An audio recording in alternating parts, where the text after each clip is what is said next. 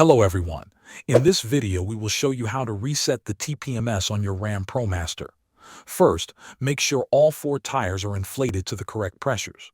For most Ram ProMaster 1500 models, the recommended cold tire pressure is 65 psi on the front tires and 65 to 80 psi on the rear tires. You can also find the recommended psi on the driver's side door jam sticker or in the owner's manual. Once tires are correctly inflated, get into the van and turn the key to the on position. Do not start the engine. Many versions of Ram ProMaster do not have a dedicated TPMS reset button under the steering wheel or dashboard. Because there is no manual reset button, the TPMS will reset automatically. To trigger that automatic relearn, you need to drive the van. Drive for at least 10 to 20 minutes at a steady speed, ideally above 15 to 20 miles per hour. After driving, check your dashboard. If tire pressures are correct and everything is working, the TPMS warning light should go off. If the light remains on, there may be a deeper problem.